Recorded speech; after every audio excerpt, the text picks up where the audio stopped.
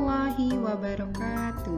Bagaimana kabarnya hari ini anak soleh dan soleha? Semoga kalian semua dalam keadaan yang sehat ya, dan tentunya selalu dalam lindungan Allah. Amin ya robbal alamin.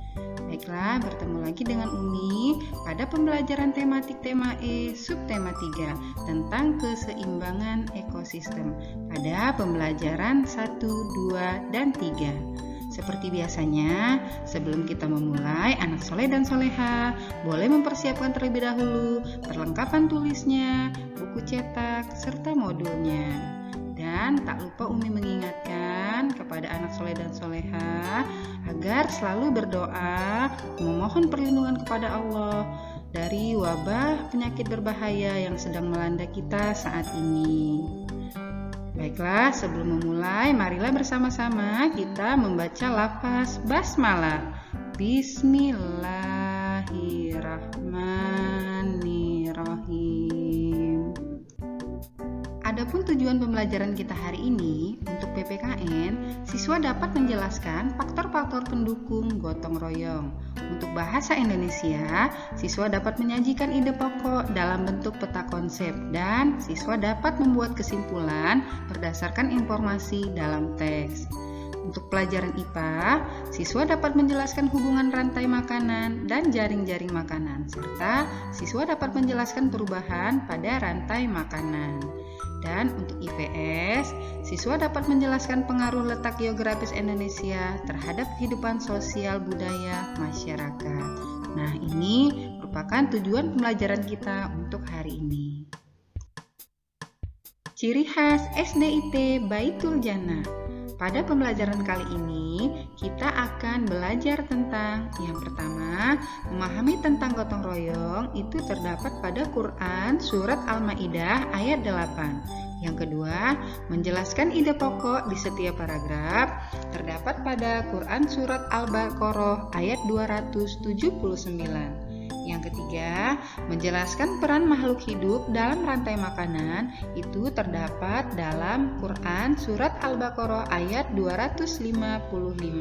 Dan yang terakhir, menjelaskan pengaruh letak geografis Indonesia terhadap kehidupan sosial budaya masyarakat itu terdapat pada Quran Surat As-Sajdah ayat 4. Nah, begitulah nak, apa yang kita pelajari hari ini semuanya telah tertulis di dalam Al-Quran. Jadi apa yang kita pelajari itu semua ada keterkaitannya dengan apa yang ada di dalam Al-Quran. Masuk ke pembelajaran pertama, PPKN. Menjelaskan faktor-faktor pendukung gotong royong. Masyarakat Indonesia menggunakan semangat gotong royong sebagai budaya sehari-hari. Contohnya, gotong royong memperbaiki jalan dan gotong royong membersihkan kampung. Ada beberapa faktor yang harus diperhatikan agar kegiatan gotong royong dapat terlaksana dengan baik. Nah, faktor-faktor tersebut antara lain seperti kerjasama, bertanggung jawab, toleransi, serta semangat kebersamaan. Pelajaran yang selanjutnya, bahasa Indonesia. Menyajikan ide pokok dalam bentuk peta konsep. Ide pokok adalah gagasan yang dijadikan bahasan utama dalam sebuah paragraf. Ide pokok pada umumnya terdapat dalam kalimat utama. Ide pokok dapat ditemukan dengan menemukan kalimat utama terlebih dahulu atau dengan cara menjawab pertanyaan yang diberikan. Untuk menemukan ide pokok, kita dapat menyajikan dalam bentuk peta konsep seperti yang telah kita pelajari pada materi sebelumnya.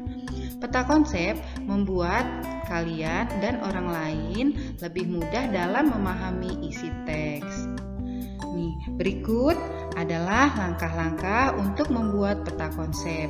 Diperhatikan ya nak. Yang pertama, buatlah kolom utama untuk menuliskan judul teks. Kemudian, temukan ide pokok pada setiap paragrafnya. Yang ketiga, buatlah kolom tambahan untuk setiap ide pokok. Yang keempat, tariklah garis yang menghubungkan ide pokok dengan kolom utama. Yang keempat, tambahkan penjelasan singkat pada setiap ide pokok. Dan yang terakhir, buatlah peta konsep pada buku tugasmu. Untuk contohnya, ada pada materi sebelumnya yang sudah Umi jelaskan ya nak. Menemukan informasi penting dalam teks non-fiksi. Ternyata, selain menemukan ide pokok dalam suatu teks, kita juga dapat menemukan informasi penting lain dari sebuah teks. Untuk mengetahui informasi penting tersebut, kita dapat menggunakan kata tanya seperti adik Simba. Apa adik Simba? Apa? Di mana? Kapan, siapa, mengapa, dan bagaimana. Masih ingat semua anak Umi yang soleh dan soleha? Insya Allah ingat.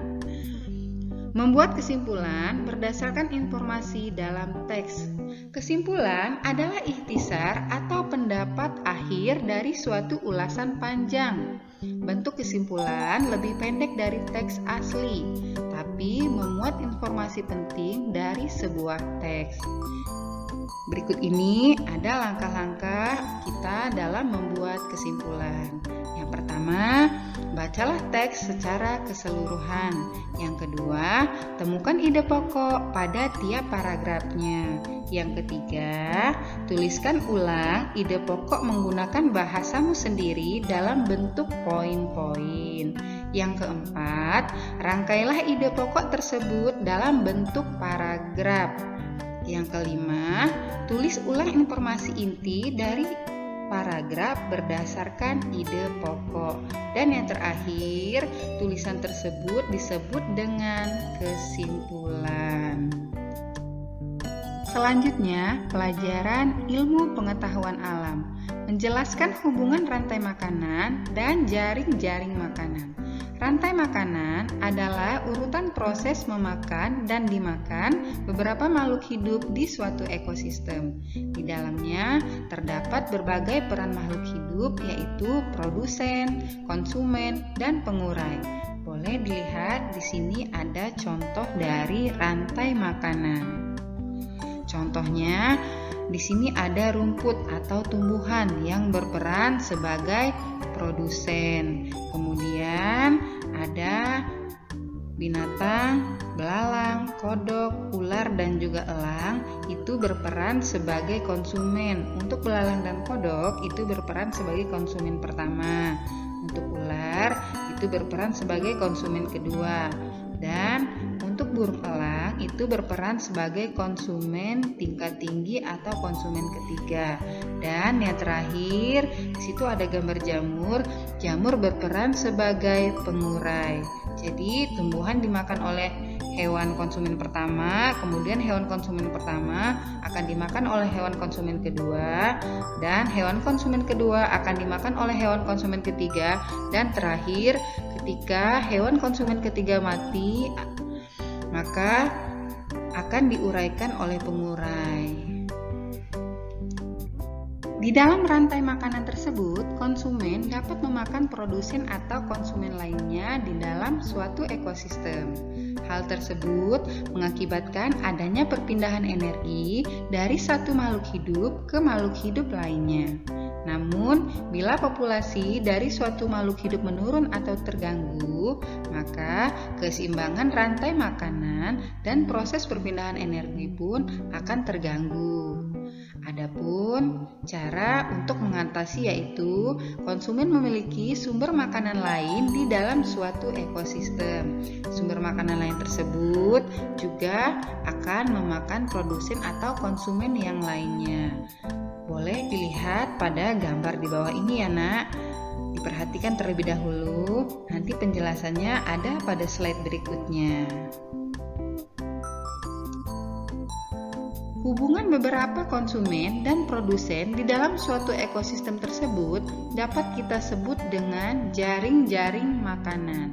Jaring-jaring makanan dapat terdiri atas beberapa rantai makanan. Dalam gambar tersebut, gambar di atas yang tadi, terdapat beberapa rantai makanan yang terbentuk, antara lain seperti padi akan dimakan oleh ayam, kemudian ayam akan dimakan oleh burung elang. Yang kedua, alternatif yang kedua, padi akan dimakan oleh ayam, kemudian ayam akan dimakan oleh ular. Alternatif yang ketiga, padi akan dimakan oleh burung kecil. Alternatif yang keempat, padi akan dimakan oleh tikus, kemudian tikus akan dimakan oleh ular. Dan alternatif yang kelima, padi akan dimakan oleh belalang, kemudian belalang akan dimakan oleh katak, dan katak akan dimakan oleh ular. Nah, beginilah proses daripada jaring-jaring makanan. Menjelaskan perubahan pada rantai makanan. Setiap makhluk hidup berperan penting dalam ekosistem. Ada makhluk hidup yang berperan sebagai produsen, ada juga yang berperan sebagai konsumen. Secara tidak langsung, makhluk hidup yang berperan sebagai konsumen sebenarnya berperan juga untuk menjaga populasi konsumen lainnya agar tetap seimbang. Apabila terdapat penurunan populasi konsumen tersebut di alam, maka keseimbangan rantai makanan pun akan terganggu. Jadi, antara rantai makanan itu satu sama lainnya ada keterkaitan. Di dalam potongan rantai makanan tersebut, ular berperan sebagai konsumen kedua yang memakan tikus sebagai konsumen pertama. Apabila jumlah populasi ular terus menurun dalam suatu ekosistem, maka jumlah populasi tikus juga akan melonjak naik. Hal ini disebabkan karena tidak adanya pemangsa bagi tikus, sehingga tikus dapat terus berkembang biak.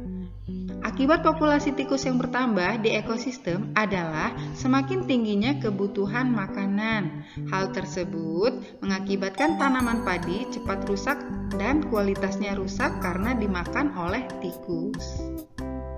Penurunan populasi umumnya disebabkan oleh manusia. Misalnya, perburuan hewan secara terus-menerus, kemudian pembukaan lahan yang menjadi habitat bagi makhluk hidup, dan pencemaran lingkungan yang membuat makhluk hidup tersebut mati.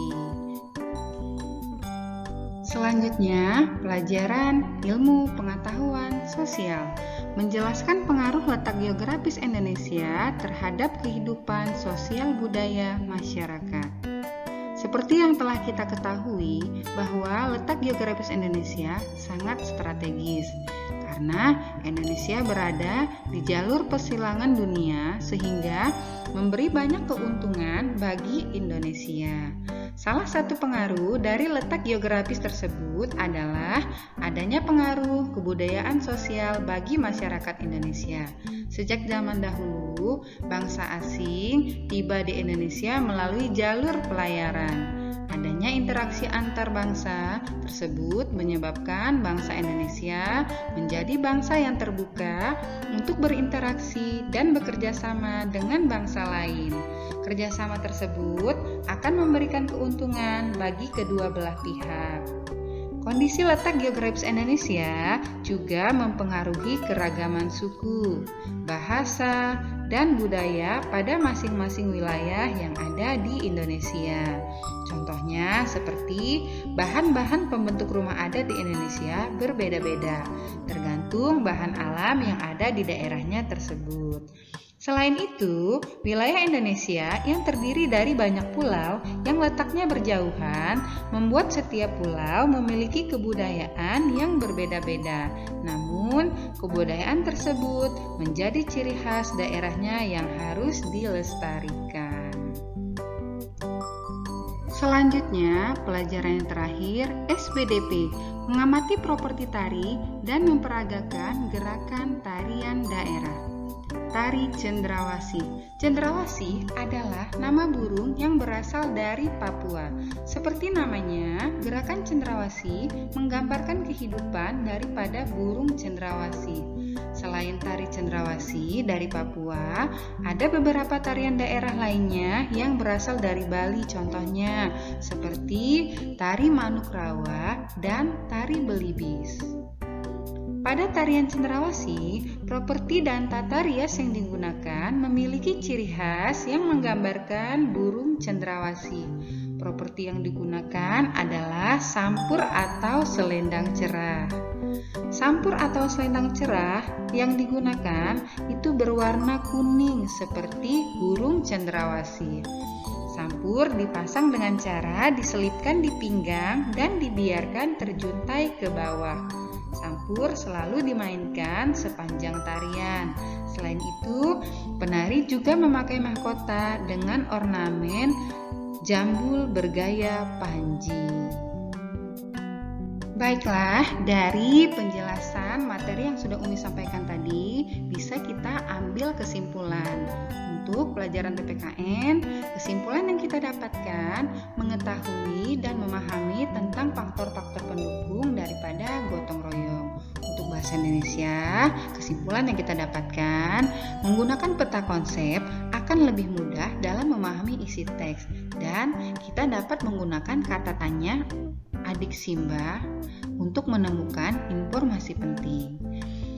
Untuk IPA, kesimpulan yang kita dapatkan, memahami rantai makanan adalah urutan proses memakan dan dimakan beberapa makhluk hidup di suatu ekosistem, dan menjelaskan makhluk hidup yang berperan sebagai produsen dan yang berperan sebagai konsumen. Untuk pelajaran IPS, kesimpulannya, memahami kondisi letak geografis Indonesia juga akan mempengaruhi keberagaman suku, bahasa, dan budaya pada masing-masing wilayah di Indonesia. Dan yang terakhir, kesimpulan dari pelajaran SBDP, tari cendrawasih merupakan salah satu tarian daerah yang berasal dari Papua yang menggambarkan kehidupan daripada burung cendrawasih. Sekian materi pembelajaran hari ini. Semoga ilmu yang Umi berikan dapat bermanfaat untuk anak soleh dan soleha semua. Amin ya robbal alamin. Untuk tugas hari ini, anak soleh dan soleha mengerjakan latihan yang ada pada modul pada halaman 75. Semangat mengerjakan anak soleh dan soleha Umi. Tetap semangat dan untuk terus menjaga sholatnya, menjaga hafalannya, dan giat belajar. Baiklah, Umi punya sedikit kata-kata penyemangat ataupun kata-kata motivasi untuk anak soleh dan soleha. Menuntut ilmu itu wajib atas setiap muslim. Hadis riwayat Ibnu Majah nomor 224. Karena apa? Karena menuntut ilmu merupakan sarana untuk menunaikan apa yang Allah wajibkan pada kita. Tak sempurna keimanan dan amal kita kecuali dengan ilmu. Man aroda dunia fa'alaihi bil ilmi wa man aroda akhirati fa'alaihi bil ilmi wa man arodahuma fa'alaihi bil ilmi. Artinya, barang siapa yang menghendaki kehidupan dunia, maka wajib baginya memiliki ilmu. Dan barang siapa yang menghendaki kehidupan akhirat, maka wajib baginya memiliki ilmu. Dan barang siapa menghendaki keduanya, maka wajib baginya memiliki ilmu. Hadis riwayat Tirmizi.